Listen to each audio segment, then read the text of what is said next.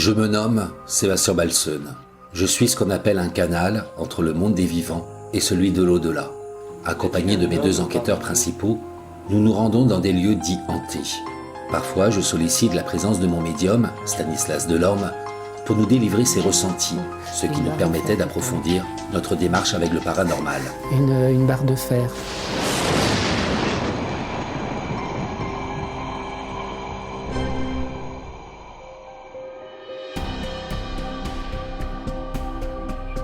Notre nouvelle enquête s'était déroulée dans l'un des quartiers des plus populaires et des plus touristiques de la capitale française.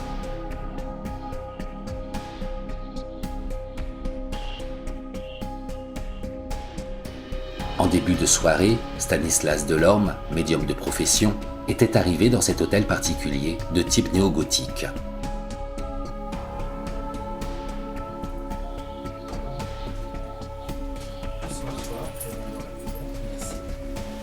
Accueilli par le propriétaire actuel, un artiste aux multiples talents, Stanislas allait faire un premier état des lieux pour capter les différentes énergies et vibrations.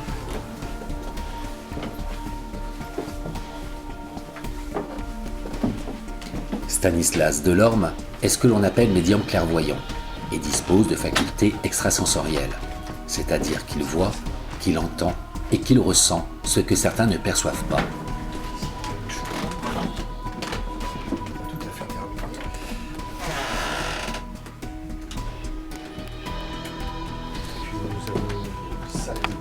Comme à son habitude, Stanislas ne savait absolument rien de l'histoire du lieu où il se rendait, et encore moins des éventuels phénomènes dits paranormaux qui pouvaient s'y manifester. C'était son principal défi.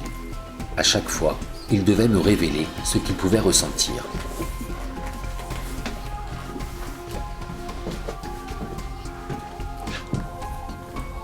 Bien, bonsoir Stanislas. Bonsoir. Asseyez-vous, je vous prie. Merci. Donc, vous avez fait un petit tour du propriétaire. Oui, Alors, très jolie maison. très jolie maison, très joli hôtel particulier. D'accord. Donc, je serais très curieux de savoir vos premiers ressentis, vos impressions sur cette jolie maison. Très bien. Je laissais le temps nécessaire à Stanislas de se concentrer pour me révéler ses premiers ressentis. Alors, donc, en arrivant, j'ai plutôt ressenti un lieu chargé de positif, dans un premier temps, agréable, mais aussi un lieu chargé de négatif par rapport à son passé, par rapport à son vécu. Enfin, il y a quelque chose qui se mélange entre le négatif et le positif. Aujourd'hui, je sens un environnement ou un lieu qui m'apparaît agréable, positif. Les premiers ressentis que j'ai eus en entrant,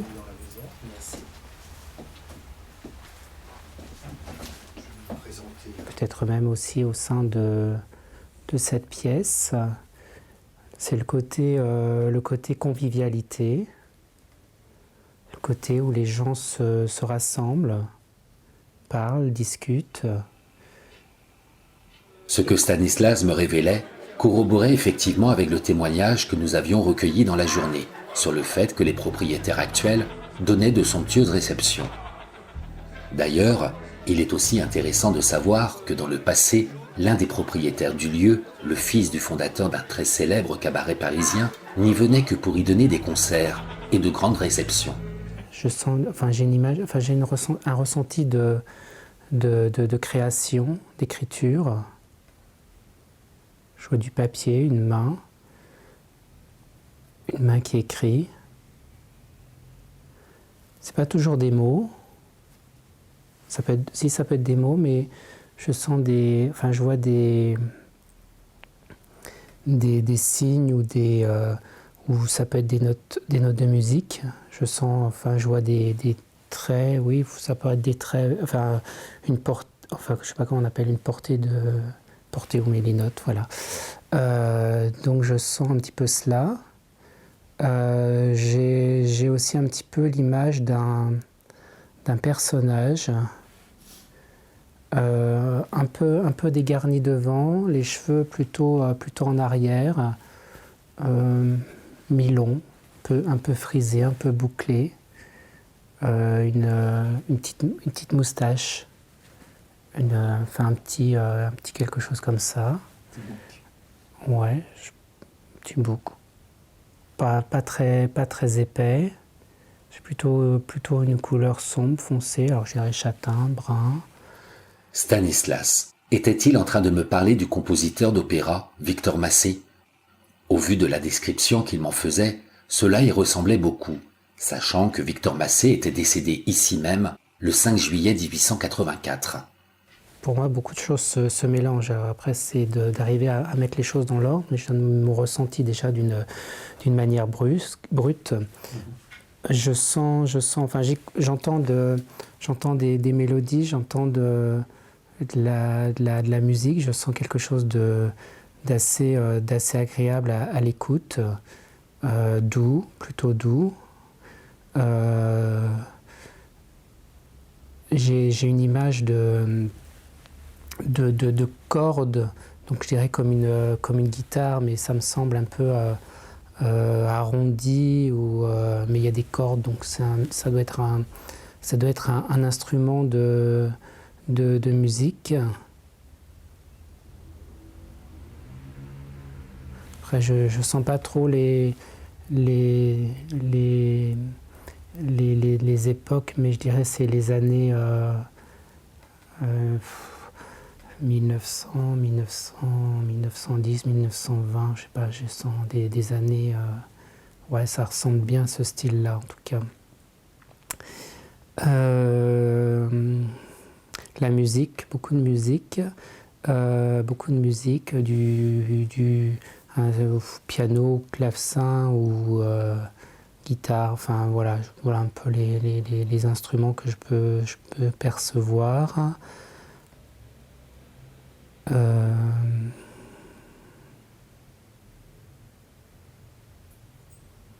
Stanislas me paraissait très concentré. Depuis que je faisais appel à ses services, c'était la première fois que je le sentais aussi affecté par ses ressentis. Alors la cheminée, c'est bizarre, cette cheminée, elle me...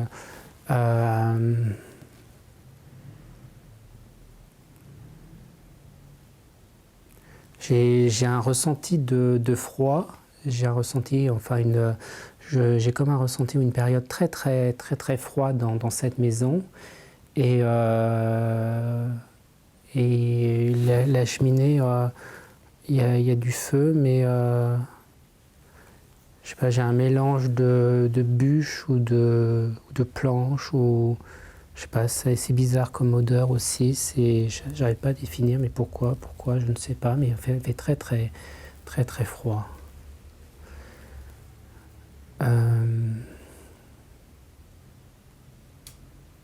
Ouais, il y a beaucoup un lieu artistique, un lieu convivial. Anciennement, peut-être aussi un peu plus de nos jours aussi. En tout cas, c'est un lieu, enfin la pièce me semble un lieu d'inspiration, de création, de convivialité, d'échange, de rencontres. On parle de personnages importants, marquants. Il y a une histoire, il y a une forte histoire par rapport au niveau des personnages. On parle de célébrités.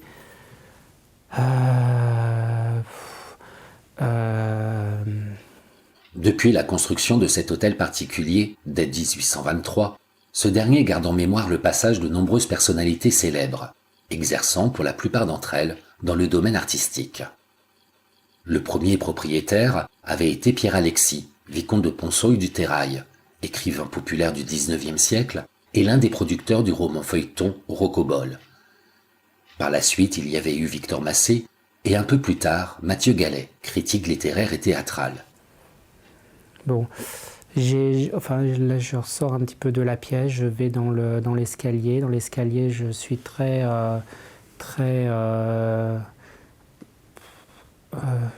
malaise. Enfin, j'ai une impression de négativité dans l'escalier. Je sens quelqu'un qui court, qui dévale,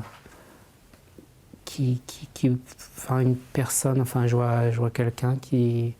Pourquoi? Je sais pas pourquoi. Donc j'ai une impression négative par rapport au niveau de l'escalier. Il y a une personne dans cet escalier. Pour moi, il y a une personne. Il y a quelqu'un, mais c'est pas quelqu'un. Enfin, c'est quelqu'un qui habite, mais qui n'est pas propriétaire du lieu qui habite. Enfin, qui passe, qui, je sais pas. Elle me donne l'impression de. Enfin, j'ai une impression négative autour de cette personne. Et vous la voyez, cette personne, si c'est une femme, un homme? Présence féminine, sensation de féminin très, très fortement, très, très clairement. Pour moi, c'est féminin. C'est féminin. Ce que me révélait Stanislas m'avait de suite fait penser à cette tragédie qui était intervenue dans cet hôtel particulier. En effet, tombé sous le charme de ses vitraux, et également de ses petits salons boisés et sombres, le directeur d'un célèbre théâtre de music-hall parisien avait légué cette jolie demeure à sa domestique, qui avait été retrouvée assassinée. Ensuite, je monte au niveau des étages, enfin, ou d'un étage. C'est la chambre. Donc là, vous êtes au 2e étage de l'hôtel particulier. D'accord. Premier étage, non, j'ai pas de... non, je reviendrai après au niveau du rez-de-chaussée tout à l'heure. Il y a un truc qui m'est venu. C'est particulier d'ailleurs.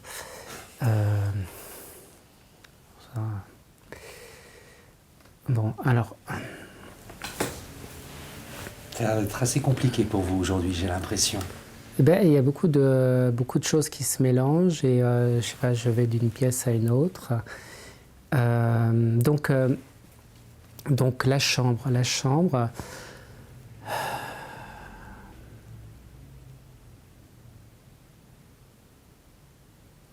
J'ai l'image d'un homme allongé quand même sur un lit. Hein. J'ai cette image-là qui me ressort particulièrement. Donc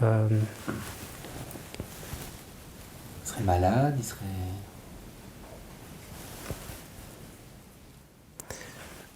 Il y a quelqu'un qui a une souffrance. Je sens une souffrance. Je vois cette personne allongée, donc je sens quelqu'un en souffrance. Qu'est-ce qu'il a, cette personne? Qu'est-ce qu'elle a?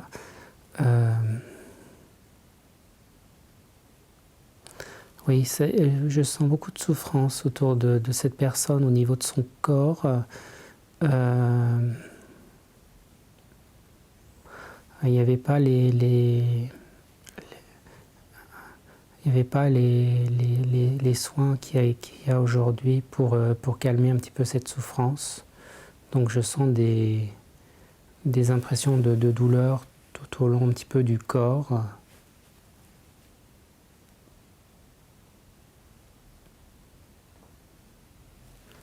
Comme quelque chose un petit peu qui ronge.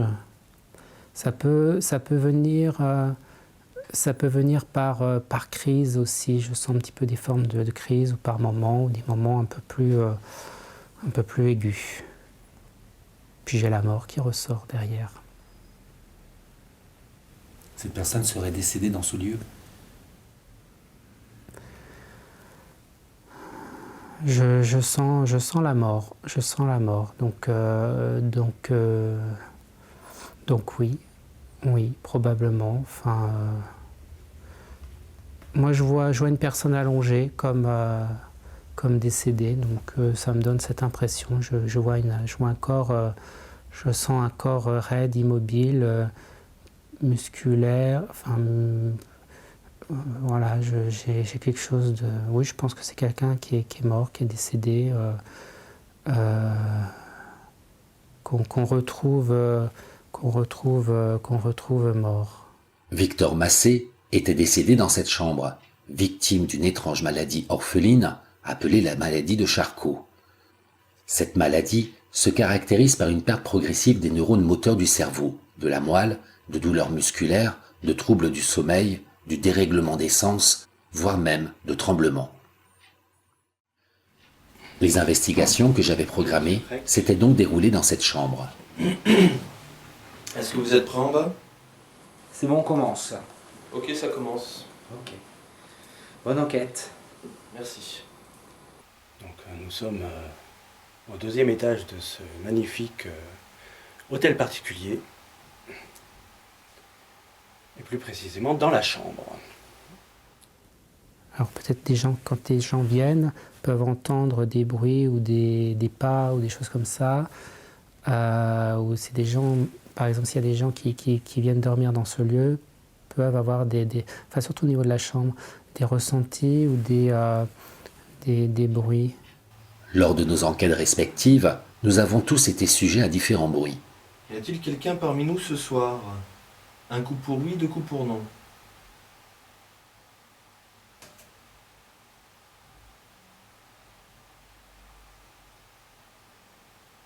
Nous sommes à votre écoute.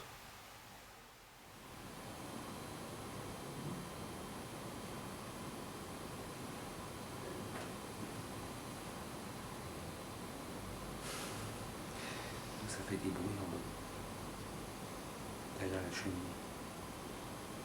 Vous entendez des bruits en bas? Oui. Mais c'est juste derrière nous avec Stan, au niveau de la cheminée. Vous entendez des bruits au niveau de la cheminée? Au niveau de la cheminée à droite, là? Oui. C'est là que j'entendais les cliquetis tout à l'heure. Stanislas me demande si vous entendez des bruits en bas. Oui. Oui, ils entendent des bruits en bas. Oui, j'entends. Où? Côté de notre cheminée, nous. À côté de la cheminée, pareil.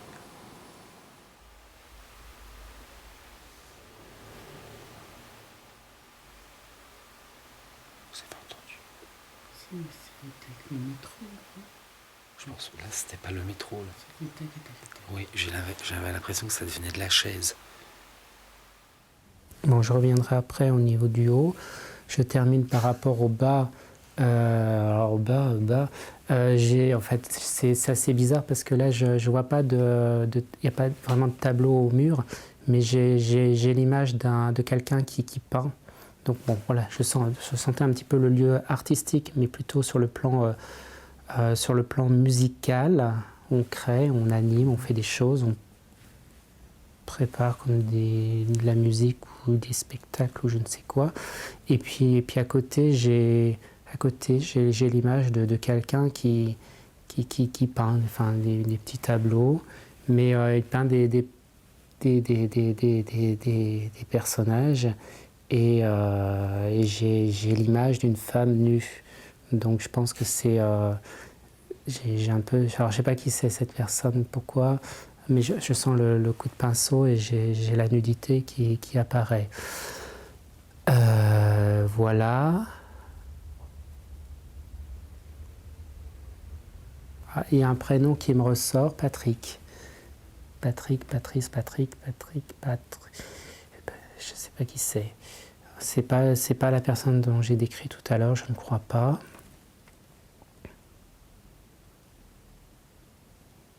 C'est récent. Ça me ressort quelqu'un de récent.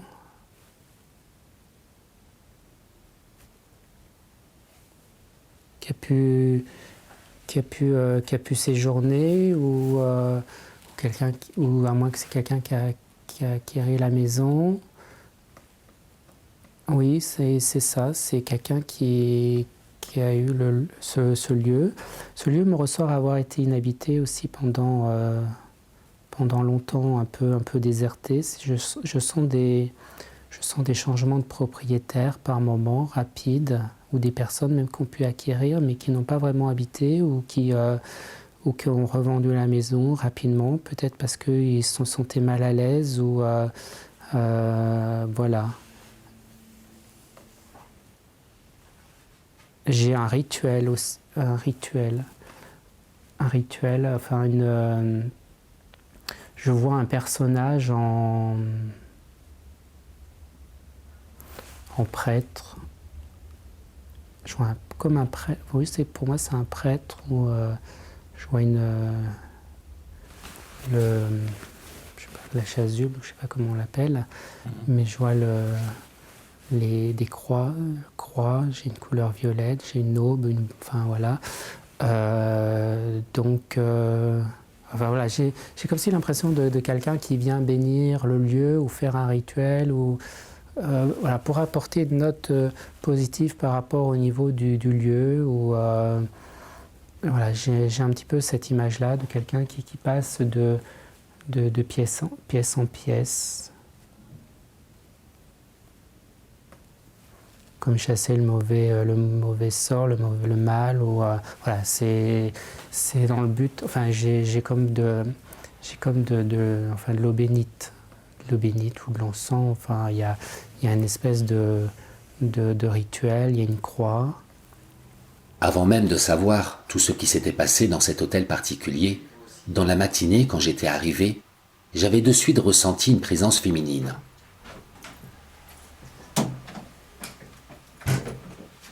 Par contre, et ce dès que j'avais commencé à monter les marches de l'escalier qui m'amenait progressivement au premier étage, j'avais entendu des mots à consonance latine. L'un de mes enquêteurs principaux, Étienne, les avait inscrits sur une feuille de papier pour en comprendre le sens. Dominos tenebras invonum, invocanum. Durant mon enquête avec Stanislas, ces mots étaient devenus de plus en plus limpides. J'avais été comme poussé à les réciter, et ce à 3 reprises. Pour moi, ça me rassure pas. Ça arrête pas de me souffler. Et c'est vraiment de plus en plus clair. Dico Dominus tenebras invocanum Domini. Dico Dominus tenebras invocanum Domini.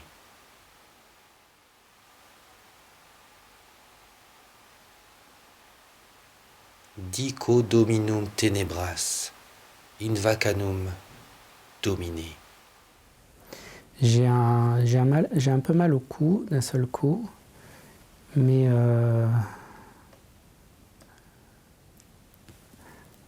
la sensation qu'on me... enfin le cou me ressort.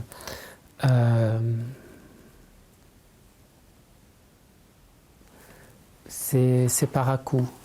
Par à coup, je sens un petit peu des coups.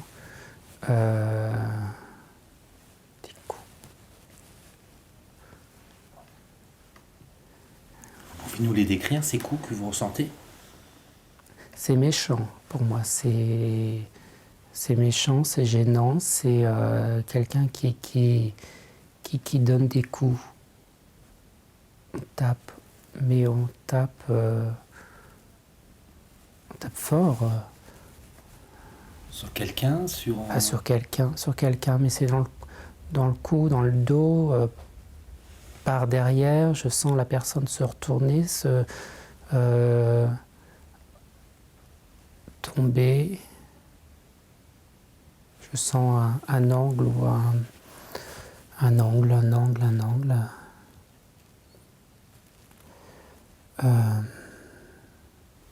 Ça va? Oui. Alors, ça me semblait un petit peu... Ah, non, j'essaye de visualiser les choses. Cette sensation qu'éprouvait Stanislas, étaient-ce les coups donnés à la domestique qui avait été assassinée avec un tisonnier? Donc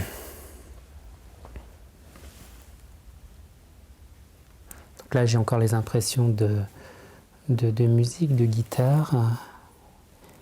Après, j'ai un autre homme avec des cheveux blancs, âgés. Les cheveux plutôt en arrière. Qui c'est cette personne? Quelqu'un qui a probablement habité ce lieu.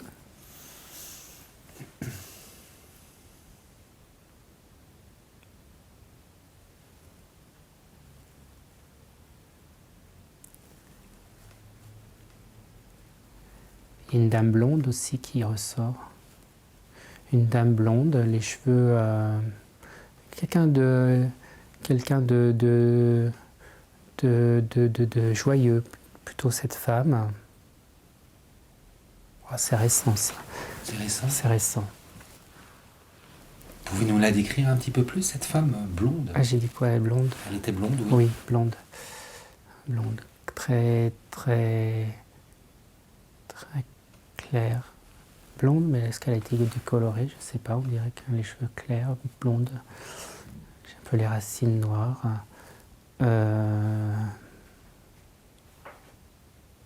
Oh, c'est une dame, c'est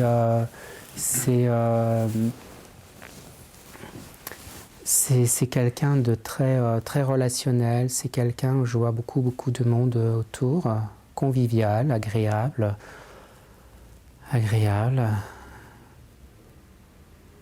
Une enfance un petit peu difficile, un passé difficile autour de cette femme blonde.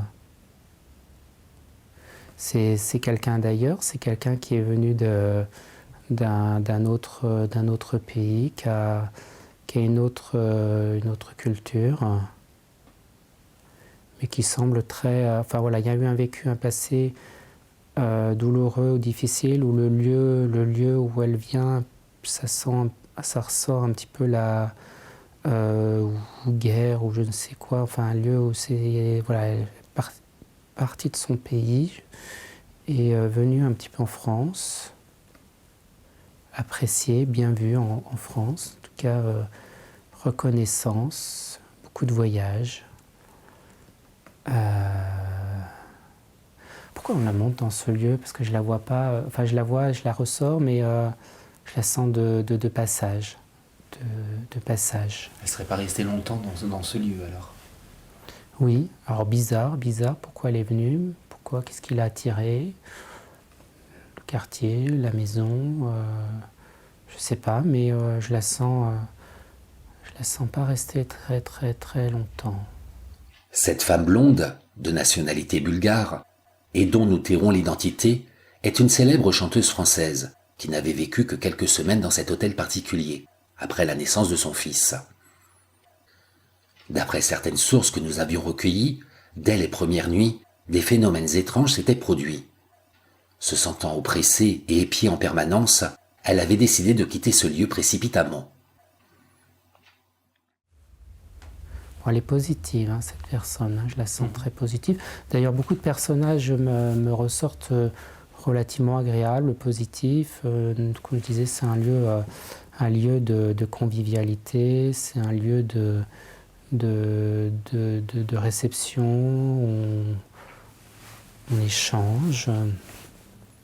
C'est quand même un lieu très chargé, d'après tout ce que vous venez de nous dire. Chargé. Ah oui, j'aime bien ce lieu, je me sens bien pour l'instant. Je me sens bien. Chargé par rapport à son histoire, par rapport au monde qui a vécu dans ce lieu et qui va continuer à exister. Durant leur investigation, j'avais demandé à mes deux enquêteurs principaux, Étienne et Jean-Yves, de me dire comment ils se sentaient. J'ai un peu le cœur qui bat assez vite. J'ai la bouche sèche. Il fait chaud, bon ça c'est un fait. Et sinon, c'est paisible. Stanislas m'avait révélé durant notre enquête qu'il se sentait bien dans ce lieu, ce qui avait été loin d'être mon cas. Bien. Vous sentez bien, vous? Je sens bien. C'est tout l'inverse, moi. Je sens bien. C'est un lieu surprenant, c'est un lieu... Non, j'ai le côté agréable et... je ne sais pas si c'est habité aujourd'hui, mais ça pourrait être habité. On pourrait de nouveau séjourner, dormir. Alors, est-ce qu'il y aurait des manifestations particulières? Possible, mais pas Pas de façon méchante, j'ai pas un ressenti méchant, j'ai pas un ressenti négatif. Donc il peut y avoir des petits bruits, des pas. Il y a juste cette histoire de chambre où j'ai un aspect un petit peu négatif qui est assez fort. Un petit peu l'escalier, bien sûr. Est-ce qu'il y a eu un décès dans cette chambre? Durant leur investigation, l'un de mes enquêteurs principaux, Jean-Yves, ressentait de plus en plus quelque chose sur sa droite, jusqu'au moment où il avait capté ce que l'on appelle un orbe. Ah, il y a quelque chose qui vient de passer. Devant la caméra là. T'as vu quoi? Bah, comme un orbe, mais descendant, au niveau du chandelier là. Je sens quelque chose sur la droite. À plusieurs reprises, Stanislas avait également ressenti cette même présence située sur sa droite. Il me l'avait décrite jusqu'au moment où cette entité s'était manifestée à lui par un souffle. Là, maintenant, là?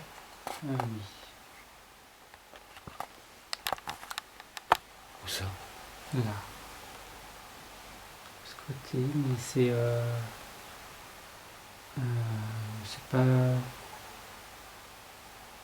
pas désagréable.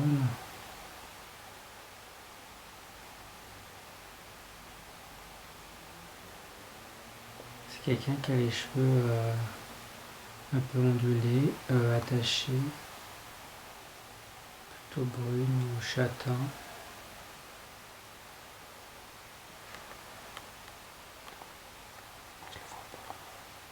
Non. Moi, je sens de l'air ou quelqu'un qui soupire, qui fait dans la droite, sur la droite, à ma droite, à l'oreille. Ça me fait du froid dans le cou. Ouais. C'est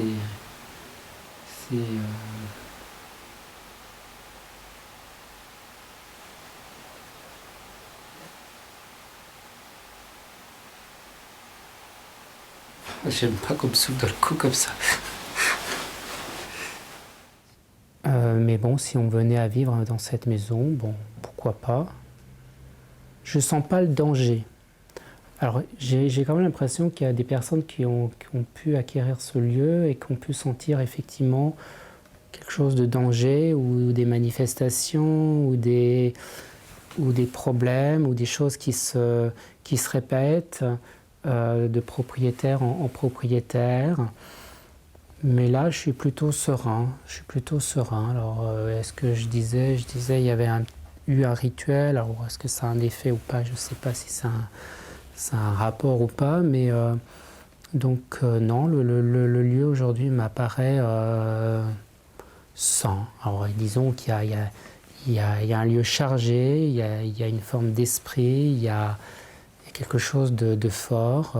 Je pense que par rapport à ce lieu, il ne faut pas trop tout changer, garder le style, garder un petit peu le cachet de l'époque, faire des petites formes de rénovation. Ça peut déplaire par rapport un petit peu à son vécu, mais il y a la lettre M qui apparaît.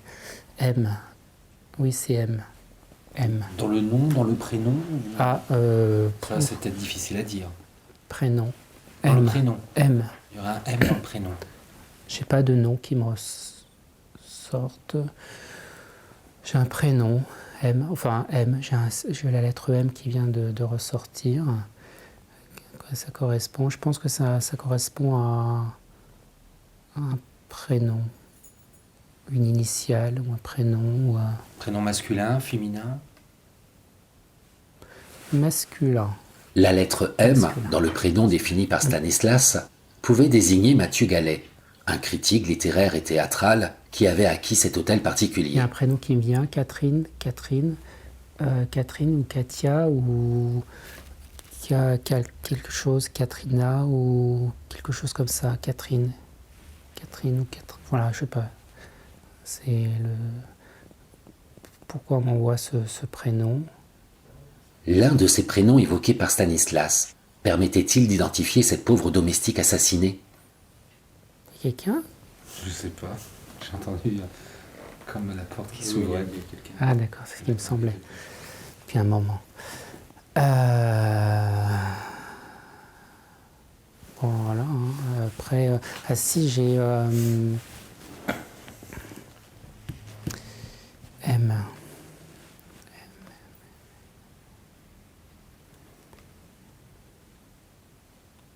J'ai la lettre M en gros qui ressort. Ouais, ça correspond à un prénom.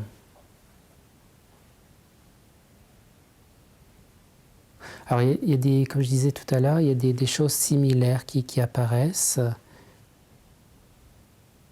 Je voyais un homme allongé tout à l'heure. Et j'ai une autre image d'un homme, c'est pas le même. C'est pas le même, mais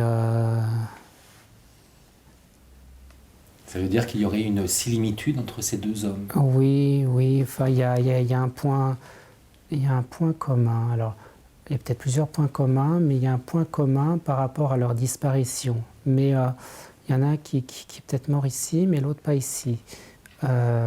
Décédé en 1986, Mathieu Gallet souffrait de la même pathologie que celle de Victor Massé, mort dans ce lieu un siècle plus tôt. Bon, eux, ils sont pas croisés ces personnes, je pense pas, je les vois pas au même moment. Enfin, j'en sais rien, enfin, je crois pas, ils me semblent pas. Pas l'impression, j'ai pas de contact direct entre les deux personnages, mais il y a un point commun où ils ont vécu des choses similaires ou par rapport au lieu. Voilà. Il y a des choses qui se répètent et bon, pour moi, au niveau du propriétaire, ça change. C'est bizarre parce que j'avais l'impression que cette maison a resté un moment ou longtemps fermée, ou longtemps inhabitée. Ou ce qui me fait un peu dire ça, c'est comme si elle était un moment pas chauffée, où je sens de l'humidité, où il y a quelque chose comme ça qui apparaît. Donc il y a un peu comme cela. Suite à l'assassinat de cette domestique, l'hôtel avait été inhabité et laissé à l'abandon durant presque plus de 30 ans. Oh, il y a une barre de fer qui tombe. Comment ça, une barre de fer? Une barre de fer. Je sais pas. J'entends un bruit de barre. Une barre de fer qui est tombée. Elle est tombée où? Je sais pas, je l'ai entendu dans mon esprit. J'entends un bruit comme une barre de fer ou quelque chose qui est tombé. Ça fait un bruit fort. Alors, je ne sais pas à quoi ça correspond par contre, j'entends... ouais, c'est grand comme ça, à mon avis, noir, je sens noir. Ouf. Oui. Rien. Non, mais allez-y, continuez. Non. Ça nous intéresse justement.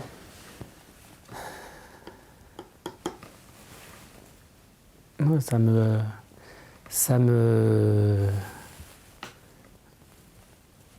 C'est bizarre, cette image me sent mal et...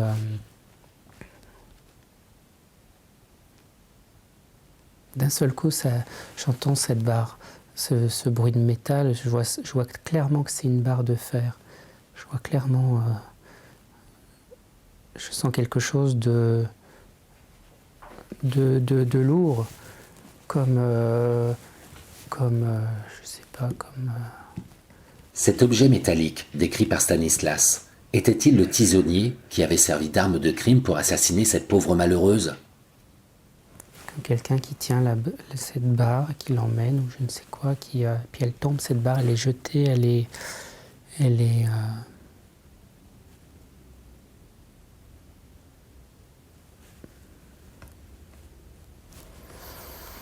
Bon, voilà, alors donc tout... enfin, moi, je ressors un... En fait, j'ai une impression de puzzle, de choses tout mélangées. Donc après, il faut remettre toutes les choses dans l'ordre. Un vrai film policier. Hein. Au niveau des dates, parce que je pense que c'est pas... voilà, tout ce que j'ai ressenti, ce n'est pas les mêmes périodes, ça c'est clair. Les personnages se croisent pas. Il y a des événements qui se répètent.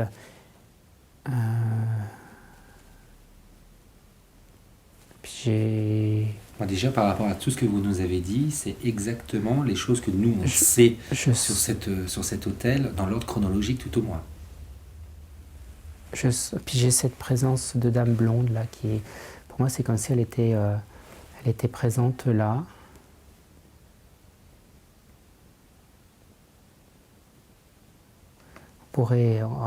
On pourrait presque la toucher, presque la rencontrer, cette personne. Elle est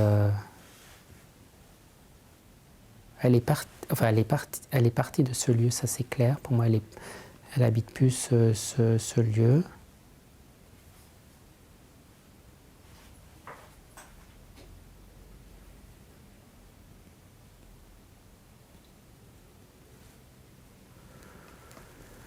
Et voilà, alors donc je dirais que maintenant, par rapport au niveau un petit peu de la suite ou de l'avenir, je sens un lieu donc plutôt agréable, plutôt un endroit où on continue à venir, à visiter, à se rassembler, pourquoi pas séjourner aussi. Non, c'est un lieu qui doit continuer à vivre malgré son passé chargé, malgré son histoire, ses personnages importants. C'est un lieu qui doit continuer, qui a une suite, qui est chargée.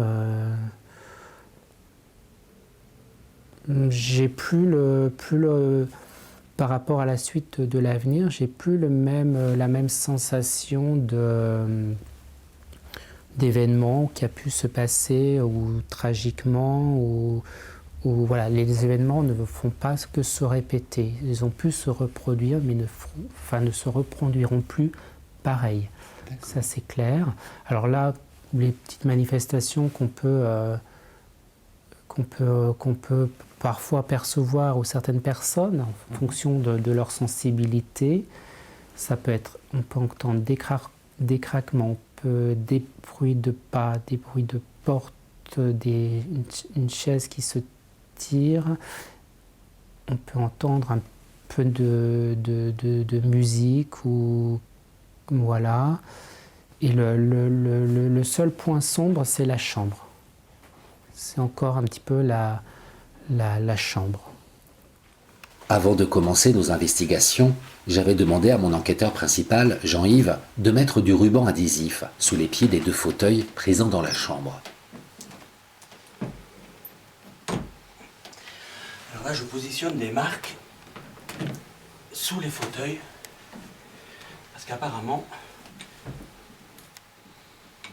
ils seraient susceptibles de bouger durant l'enquête de ce soir.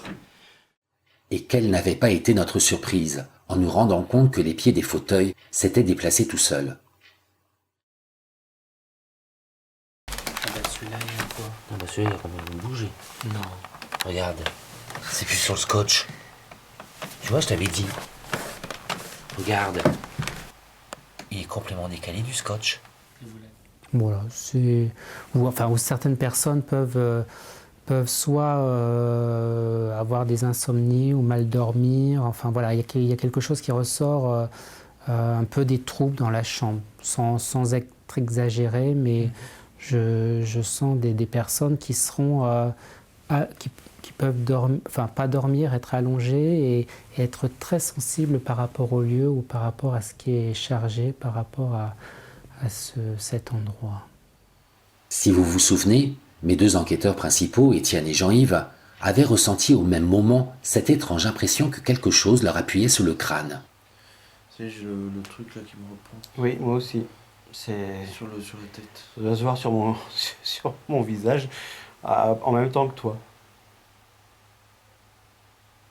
Comme si le crâne était dans un étau. C'est Hein ça, c'est exactement ça. Et qu'on le serrait. C'est exactement c'est ça. ça, hein. Ouais. C'est exactement ça. Ouais, c'est pas un mal de crâne, c'est comme si le crâne était dans un étau et qu'on le vissait, quoi. Parce que ça pourrait venir de la position. Je sais pas. Voilà, c'est tout. Eh ben, c'est très bien. Je vous remercie beaucoup, Stanislas. J'ai peut-être oublié des choses, je sais pas. Non, c'est tout. Oui. Très bien. Eh ben, je vous remercie. Pour conclure, il est intéressant de vous annoncer que suite à cette enquête, j'avais rencontré Monseigneur Philippe Dominique. Ce dernier m'avait affirmé que la phrase « Dico Dominus Tenebras Invocanum Domine » signifiait simplement « Je demande au Seigneur d'éclaircir l'obscurité des ténèbres ». Une incantation tenue bien souvent par des prêtres exorcistes. La question qui se pose est celle de savoir si je n'avais pas été missionné à effectuer cette invocation pour protéger à nouveau le lieu de toute manifestation paranormale.